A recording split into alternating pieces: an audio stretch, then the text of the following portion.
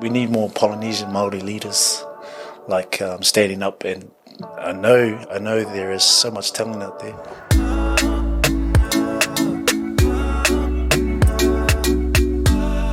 This podcast is proudly supported by the Ōtara Network Action Committee, ōNAC, community-owned, community-driven and community-led. Kia ora once again and welcome back to the We Are Ōtara podcast, sponsored by ōNAC. I don't know if you heard about them. Awesome group of people. They're the Ōtara Network Action Committee, ōNAC, community-owned, community-driven, community-led. Now, we had an amazing talk with Ruben Wiki. We talked about, pushing our bubbles and getting out of our comfort zone and not always relying on social media. So you'll enjoy this episode. Ruben Wiki, over to you. Go the Kiwis! Hey! You were mentioning that you're a Pearl boy. Yeah, so Johnson's Road, we lived at the bottom of the cul-de-sac. Yeah. By the creek. But we walked to, Mayfield Prime, which is where Pearl Baker is. Yeah, and how was that? How was it like growing up around that time period that you were growing up? It is what it is, eh? Yeah. It's see all this, the mongrel mob and stormtroopers and stuff, but you just, as long as you don't bother them, they won't bother you. So just say, you go buy the bread and you sprint home. One of those ones. Oh, damn. Yeah. So. With you growing up, was it difficult for you growing up in there? Besides the gang stings, were there other factors there? Oh, not really. It's because we didn't have any constraints back in those days. Oh, yeah. We played outside until 9 o'clock at night when their mum would call us in. We had good neighbours, and we just played on the roads, played bull rush, all that stuff, like gutter ball. Yeah, OGs would know about the gutter ball and stuff like that. Well, cars coming, get off the roads. But we made our own fun. There was no phones, there was no TVs. Oh, we had a TV, but it was a fish tank in there. Yeah. So we're just looking at fish. But Mum raised 3 kids on her own. Yeah, Mum and Dad split when I was like 3. Yeah. And so she was a bit of a gypsy. She was moving from place to place. So we started in Kingsland, moved to Ōtara, went to Mayfield, did all my schooling, left school at 15. Went to work. Oh, where did you work? Mind asking? Just in Mount Wellington, just lifting steel. Hence the muscles. Yeah. I was just looking at me. I was like, man. But no transport, so I would run everywhere. So, damn.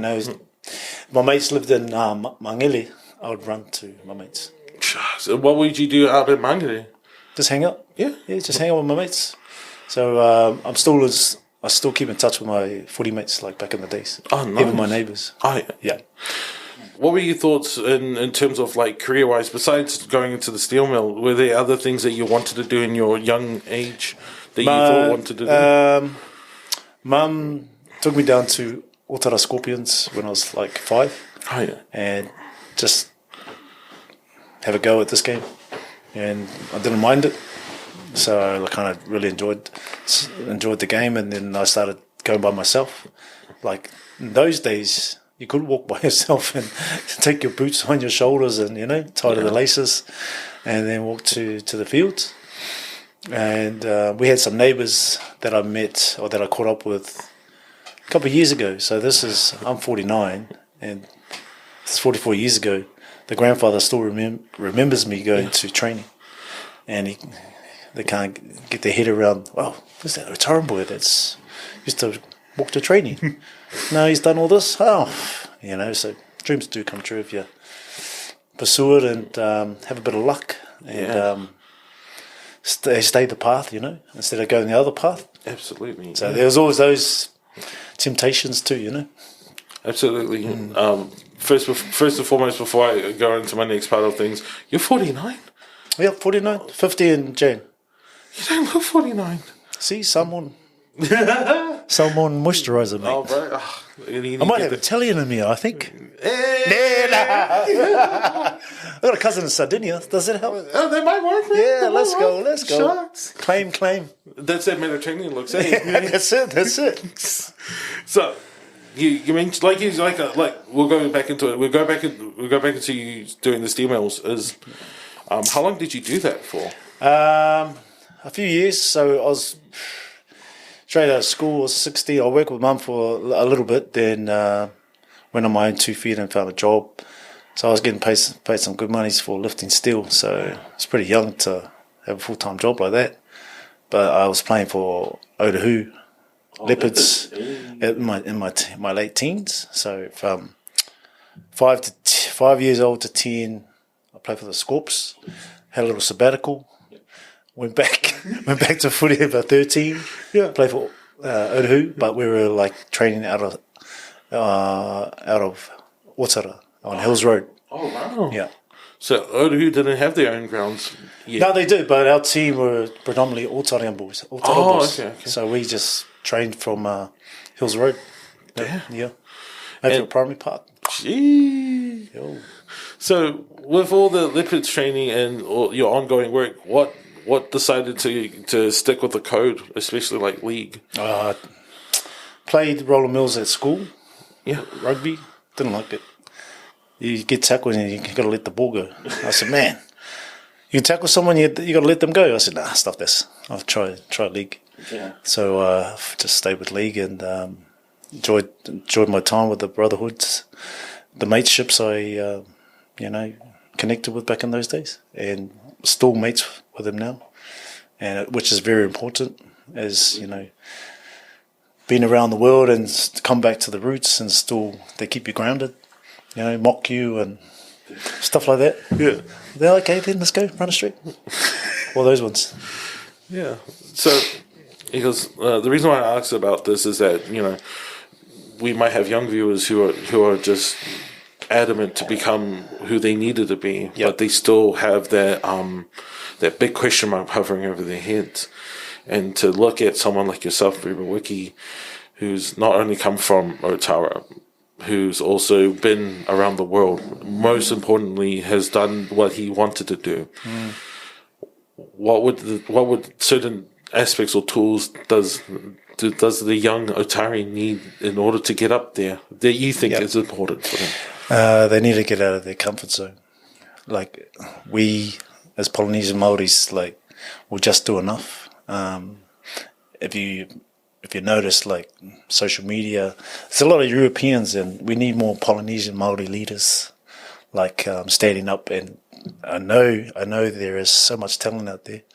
They just got to believe in themselves, and back themselves, and it might not work, and it might work. So it's taking that chance on themselves as to see how far they can go, push the boundaries. And, sacrifice is going to be needed. Do I go to this party, or do I just stay home and have a sleep so I can play my galonga the next day? So it's just taking a gamble on themselves, how much they really want it, and I thought, rugby league, wow, this might be an opportunity. And it took a long time to get into some rep jerseys, but I just persevered and trained on my own. Didn't need any noise to motivate myself, so I used all the stuff in the past that my mum went through, which is pretty crap, and I used that as fuel to get me through so I could support her later on. How is it, what is it that you do in terms of to get rid of that sort of noise? And what I mean by noise is that I picture myself as a young person who's wanting to go into league or go into any profession. And there's always going to be people around them that are going, you can't do this. Yes. What is your ways of trying to shut that noise down to make you focus on what you need to do? Yeah, just push them out of the bubble. They don't need to be in there.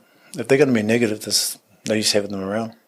I know that they want that, but they know you or I've got it, but they're just jealous. So they kind of just bring you down with some negative thoughts, so you won't pursue it and you stay on their level. You know what I'm saying? Exactly. So people like that, you just have to push them out, which is hard.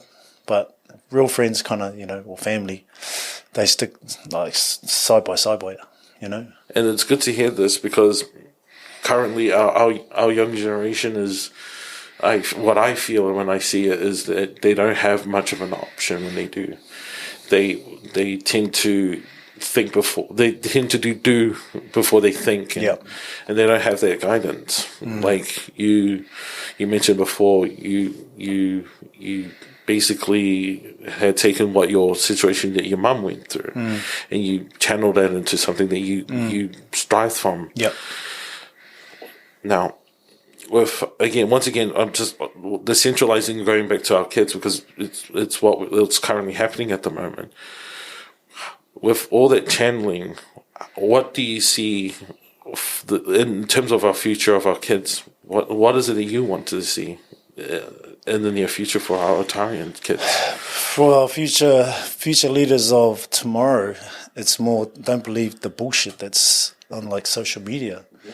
They have access to so much negativity, like phones, like being in gangs, and these gangs, it's quick money. You get money handed to you for doing some stuff that's not legal, kind of thing, all the ram raids and stuff like that.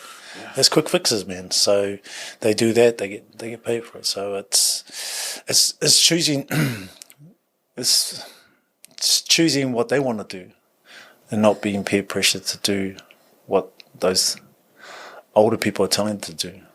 Because it makes quick money. It's we running a business, it's hard work. You got to go through all the hurdles, and it's just like professional sports. It's hard work, and to stay in it for so long, you got to work at it and not get comfortable. So having the nice network of friends and family that will keep you grounded, that you can ask for their honest opinion instead of like blowing smoke up your mully. So it's just getting that balance right. And like as I said, this generation now have too much access to all negative stuff, because they believe the hype stuff they see on TikTok or YouTube and all that. They believe that and they want to follow it. So if they see all the stuff overseas with ram raids and whatever, and the clothing lines, they're gonna try and do the same. But it goes back to when you were a kid, right? You tend to follow what the big kid did or what the parents do. And it's the impression that you always get from what you see is like, oh, my brother's in a gang. He's getting easy money, but my mum is, or my dad, or my other brother who's working is struggling hard. Why is it that this way is way easier to do than the other way? And why? But that's the honest way of doing things. Yeah, but don't get me wrong, because everyone's out there to survive, right? And support their family. Whether you gang or whatever you're doing, they're doing what they can to survive. And it's, we've just been through a pandemic, 2 years, and survival mode is on at the moment. So we're trying to thrive. Everyone's trying to thrive to make ends meet. So don't get me wrong with that, because, everyone has families. Gang members have families. We have families. And if it's come to doing what they have to do, it's a hard one, but it's something that's going to feed their family, Absolutely. And then flipping it on the other side, which is the people that are in the support group, that circle, the outside ring. So your adults and your mentors. What advice could you give to them to help those who are in need? Because I see myself as not as a mentor, but more of a friend. And I do have those who struggle within themselves. What sort of advice that you could give to me in terms of, picking them up from where they are?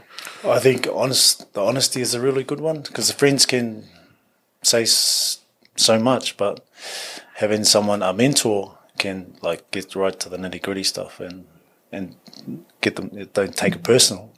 Just try and make you a better person and like steer you in the right direction. So it's just getting that fine line of being a friend and a mentor, So it's probably like us at our gym. We're trainers, they're our clients. We're trying to make them better, trying to take the stress away from their jobs by working out with exercise, but still having that care factor. So the wife and I, who's from Tangaroa, just saying. Hey. I know you want that. So the wife and I, we started this journey back in 2008 when I retired. and from a garage, just trying to help people, you know.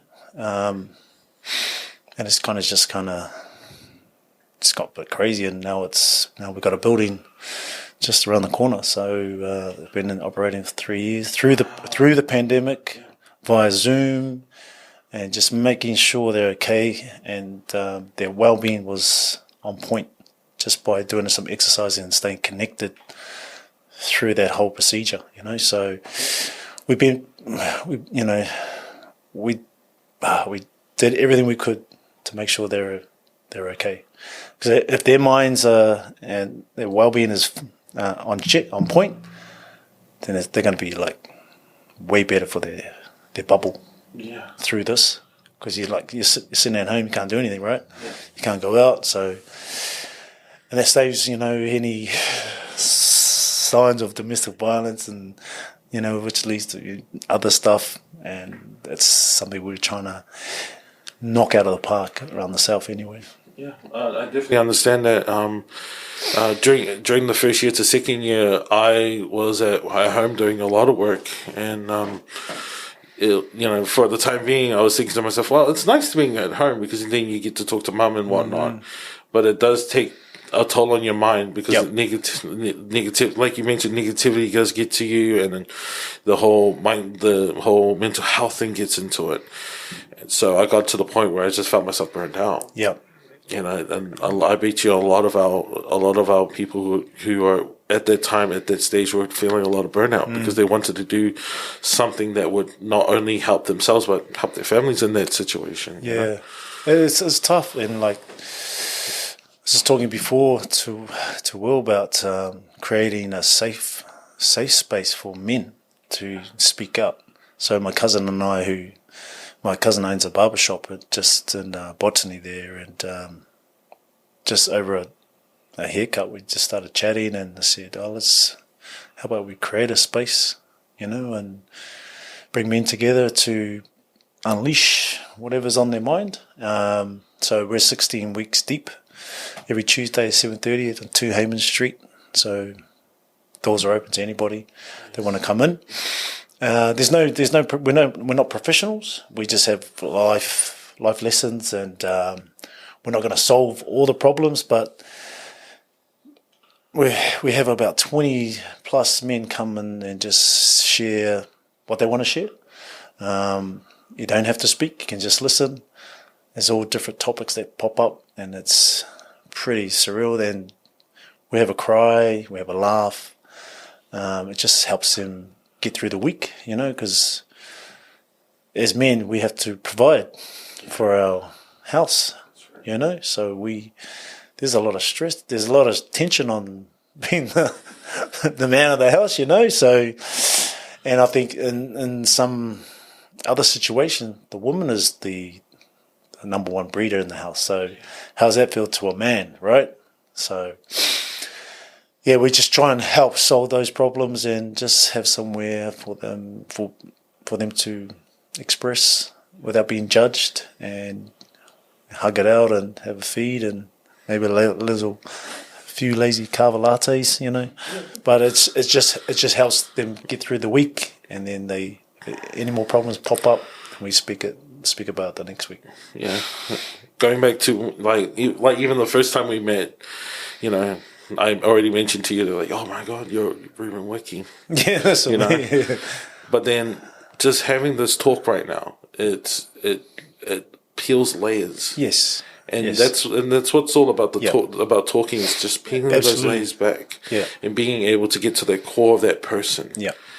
And just talking to you for this long, I see how very genuine and very, very, very beautiful that you are. Yeah. And I just want to let you know that in the core, that you're a very strong individual. Probably related. Hey. You never know. Hey.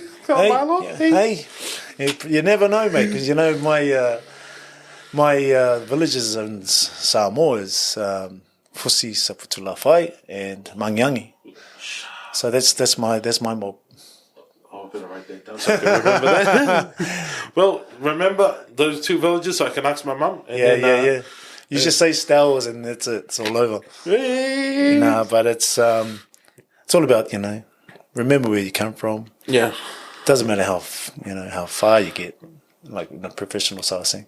I could probably mention another gentleman that's in the same probably realm as Kevin Mialam. Yeah. So he's the same. When you get to meet Kevin, it'll be the same reaction. I mean, like a legendary All Black, but as you talk about the layers, same. And that's what I feel about us, just men in general, or just people in general, is that you get to meet a person by who they are, but at first you get to know them by what you see.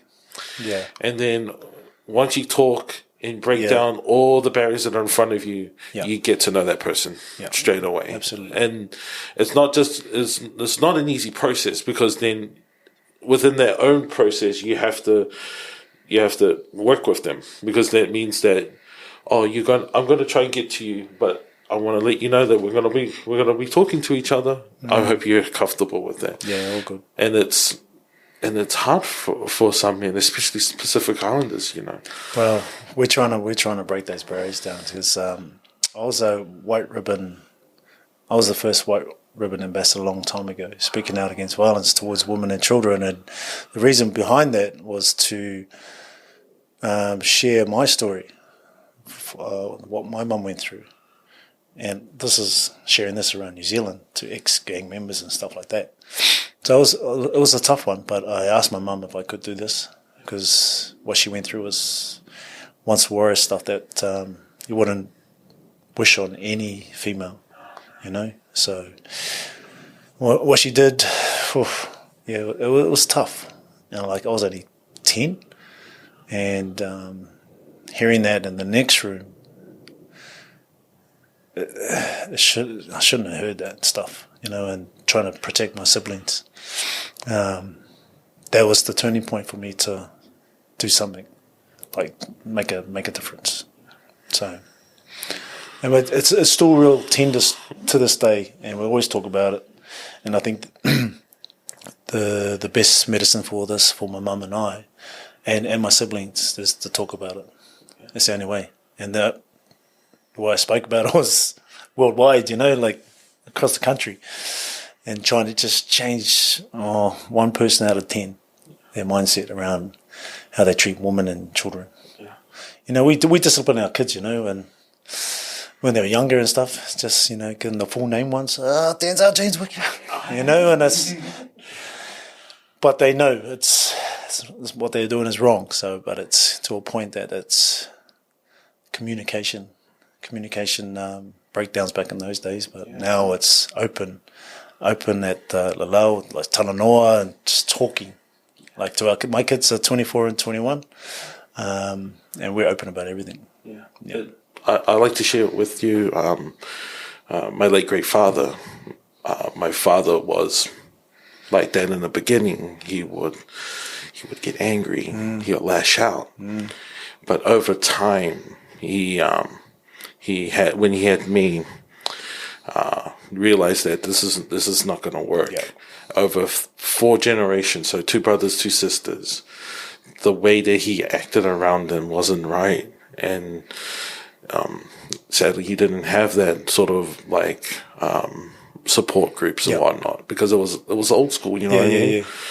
And then my father, who grew up to basically put his whole heart and love into when I was growing up, just basically had the 360, and then realized mom's there to support her, support you, pretty much, and the kids are there to support you, and we love him to death.